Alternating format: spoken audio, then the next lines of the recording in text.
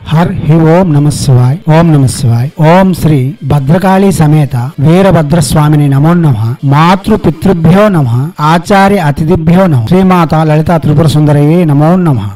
శివశక్తి స్వరూపులారా, మనం ఇంతవరకు చాలా మంత్రయోగాలు తంత్రయోగాలు చెప్పుకుంటూ వస్తున్నాం. దానిలో భాగంగా దశమహావిద్యాది దేవతల యొక్క మంత్రములు అన్ని, అంటే మన వద్ద లభించే ప్రతిదీ మీ ముందు ఉంచేందుకు రత్నశ్రీ నిరంతరం ప్రయత్నం చేస్తుంది. దానిలో భాగంగా ఇప్పుడు షోడశి యొక్క మహామంత్రము మీకు అందిస్తుంది. ఈ మంత్రం వలన కానిదంటూ ఏమీ ఉండదు. సర్వ విద్యలకు మూలమైన శ్రీ విద్యకు మూల దేవత, శ్రీ విద్య ప్రతిష్టాత్రి దేవత అయిన బాలా త్రిపుర సుందరి శ్రీ లలితాదేవికి మంత్రిని దేవతగా వర్తిస్తుంది ఉంటుంది. శ్రీ విద్య యొక్క మంత్రము బాలా త్రిపుర సుందరి యొక్క మంత్రము, శ్రీ విద్య యొక్క మూలము బాలా త్రిపుర సుందరి. ఆమెను షోడశిగా మనం పిలుస్తూ ఉంటాం. ఇప్పుడు షోడశి యొక్క మూల మంత్రం చెప్పుకుందాం. ఈ మంత్రం సర్వవిధములైన శ్రేయస్సులను, ఆనందమును, ఐశ్వర్యమును, భోగమును మరియు మోక్షమును కూడా ప్రసాదించగలదు. ఈ మంత్రము విధియుక్తంగా చేయాలనుకునే వాళ్ళు 1,00,000 జపం చేయవలసి ఉంటుంది. లేదా ప్రతి శుక్రవారము లేదా బుధవారం గాని 22 నిమిషాలు గాని లేదా 16 మాలలు గాని జపం చేయడం లేదా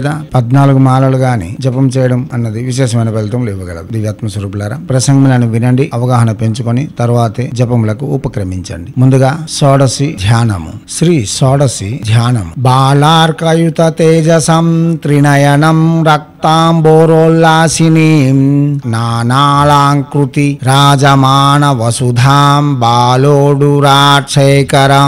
అస్తైరిక్షుధనుసృణీం సుమసరం పాసం బిభ్రాతి శ్రీచక్రస్థిత సుందరీం శ్రీ జగతామాధారభూతం స్మరేత్. ఉదయిస్తున్న సూర్యుని వలె ప్రకాశవంతముగా అనగా సున్నితమైన ప్రకాశముతో సకల జగతులను వెలుగులు నింపేదిగాను 3 నేత్రములతోనూ రక్తవర్ణములతో విరాజిల్లుతూ నానాలంకార భూషితై విరాజమానమవుతూ అధికారముతో ఆహ్లాదముతో కూడియున్న భూదేవిని అనుగ్రహిస్తున్న అర్ధచంద్రుని తలపై ధరించియున్న చేతులలో అభయము మరియు పూల బాణము ధనస్సు పాసము ధరించి శ్రీచక్రము యందు సుస్థిరమై ఉన్న ఓ సుందరి, ఈ 3 జగములకు నీవే ఆధారభూతమై ఉన్నావని నేను నిన్ను స్మరిస్తూ ఉన్నాను. ఇలా ధ్యానం చెప్పిన తర్వాత మనం ఈ మంత్రం ఎందుకోసం చేస్తున్నాం, ఏ ప్రయోజనం కోరి చేస్తున్నాం అన్నది వినియోగంగా చెప్పవాలి. ఓం అస్య శ్రీ త్రిపుర సుందరి మహామంత్రస్య దక్షిణామూర్తి ఋషి పంక్తి చంద శ్రీ షోడశి త్రిపుర సుందరి దేవత ఐం బీజం సహు శక్తి క్లీం కీలకం శ్రీ షోడశి మహావిద్యా ప్రీత్యర్థే జపే వినియోగ. ఇలా వినియోగం చెప్పుకున్న తర్వాత ఋష్యాన్యాసం చెప్పుకోవాల్సిన వారు ఋష్యాన్యాసం చెప్పుకోవచ్చు. విద్య అర్హతను అనుసరించి ఉంటుందని మరియు సాధన యొక్క స్థాయిని అనుసరించి ఉంటుందని మనం ఇంతకు ముందే చెప్పుకున్నాం. ఉచ్చ స్థాయిలో ఉండేవాళ్ళు ప్రతి వారు సకల అంగములను చేస్తూ ముందుకు వెళ్ళవలసి ఉంటుంది. ప్రత్యక్షంగా శ్రీమాతను వేడుకునే వాళ్ళు అనగా విద్యలందు నిమ్న స్థితిలో ఉన్నవారు మంత్రమునే ప్రత్యక్షంగా జపం చేసుకోగలరు. గాని విద్యావంతులు సాధకులు ప్రతి అంగము చేస్తూనే ముందుకు వెళ్ళవలసి ఉంటుంది. ఇక ఋష్యాన్యాసము. ఓం దక్షిణామూర్తయే నమః శిరసి పంక్తి ఛందసే నమః ముఖే శ్రీ షోడశి దేవతాయై నమః హృది ఐం బీజాయ నమః గుహే సహు శక్తయే నమః పాదయో క్లీం కీలకాయ నమః నాభో వినియోగాయ నమః సర్వాంగే వ్యాపకం కుర్యాత్. ఇలా ఋష్యాన్యాసం చెప్పిన తర్వాత అంగన్యాస హృదిన్యాసములు చెప్పిన వారు అంగన్యాస హృదిన్యాసములు చెప్పుకోవచ్చు. ఇప్పుడు అంగన్యాస హృదిన్యాసములు. ఓం హ్రీం క్లీం ఐం సహు అంగుష్టాభ్యాం నమః హృదయాయ నమః. ఓం హ్రీం శ్రీం తర్జనిభ్యాం స్వాహ శిరసే స్వాహ. కా ఏ ఈ లా హ్రీం మధ్యమాభ్యాం వసట్ శిఖాయ వసట్. హా సా కా హా లా హ్రీం అనామికాభ్యాం హుం కవచాయ హుం. సా కా లా హ్రీం కనిష్ఠికాభ్యాం వౌసట్ నేత్రత్రయాయ వౌసట్. సహు ఐం క్లీం హ్రీం శ్రీం కరతల కరపుష్టాభ్యాం హస్త్రాయ ఫట్. భోర్హో సోరోమితి దిగ్బంధ.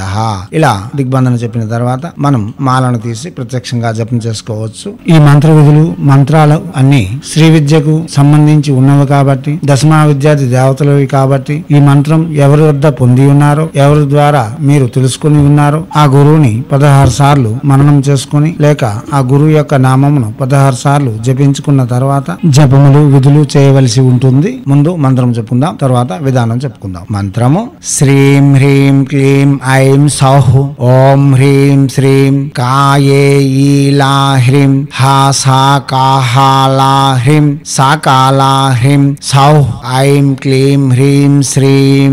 మంత్రం మరోసారి శ్రీం హ్రీం క్లీం ఐం సౌః ఓం హ్రీం శ్రీం కాయే ఈలా హ్రీం హా కాహాలా హ్రీం సాకాలా హ్రీం సౌః ఐం క్లీం హ్రీం శ్రీం.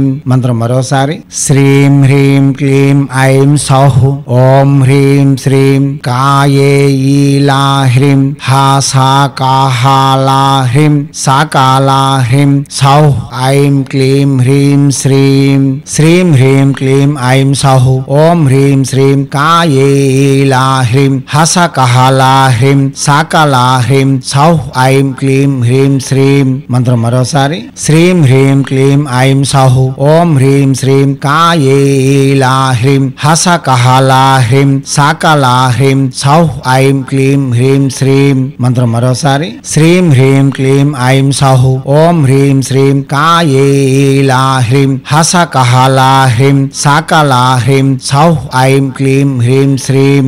శివశక్తి స్వరూపులారా, ఇంతకు ముందు మనం బాలా త్రిపుర సుందరి యొక్క బాల యొక్క మంత్రం చెప్పి ఉన్నాం. ఆ మంత్రము పంచాదశి అక్షరి అనగా 15 అక్షరముల మంత్రము. దానిలో 3 విభాగములుగా విభజించబడి ఉన్నది. 5 అక్షరములు వాగ్భావ కూటము లేక జ్ఞాన కూటము, 5 అక్షరములు కామరాజు కూటమని, 4 అక్షరములు శాక్తేయ కూటమని, ఈ మొత్తం కలిపి పంచాదశి మంత్రముగా విభజించి వర్ణించి వివరించి ఉన్నాము. ఆ ప్రసంగం వింటే మీకు అర్థం అవుతుంది. ప్రతి వారు అక్షరములు దొరికాయి కదా అని చేయడానికి వీలుండదు. ఎందుకనగా జ్ఞానులు, జ్ఞానం కోరువారు వాగ్భావ కూటము లేక జ్ఞాన కూటమును, సంసారంలో సుఖములు అభివృద్ధి మరియు సంతానం కోరువారు కామరాజు కూటము, మనలాంటి శ్రీమాత యొక్క అనుగ్రహం కోరువారు 4 అక్షరములతో కూడి ఉన్న శాక్తేయ కూటమును చేయడం అన్నది ప్రతిపాదనగా చెప్పి ఉన్నాం. ఈ మంత్రము షోడశి యొక్క మంత్రము. దీనిలో శ్రీం బీజము, క్లీం బీజము, ఐం బీజము ఉంటున్నాయి. బీజముల యొక్క అవగాహన పెంచుకొని జపములు చేయవలసి ఉంటుంది. కాగా ఈ మంత్రంలోని బీజములు అనులోమ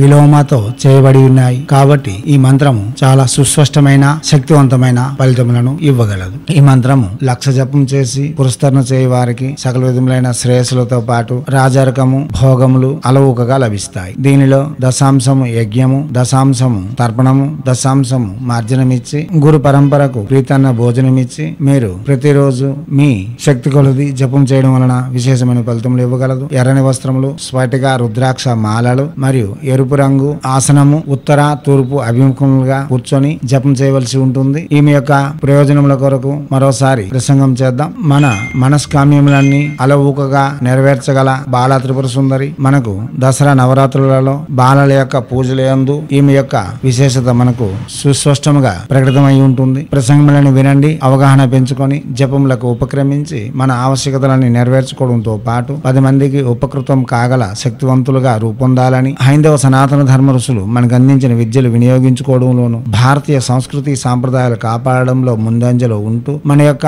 ఆచార వ్యవహారాలలో ఇమిడీకృతమై లోతుల్లో దాగి ఉన్న విజ్ఞానమును ప్రపంచానికి వెలుగెత్తి చాటేందుకు మీ వంతుగా కృషి చేయాలని కోరుతూ ఎప్పుడు మీ సేవలో రత్నశ్రీ హిందూ సేవా సమాజ్ ఆచార్య భీమసింగ్ రవికుమార్ ఆర్ ఆఫ్ నిఖిలానంద సాగర్ మహారాజ్.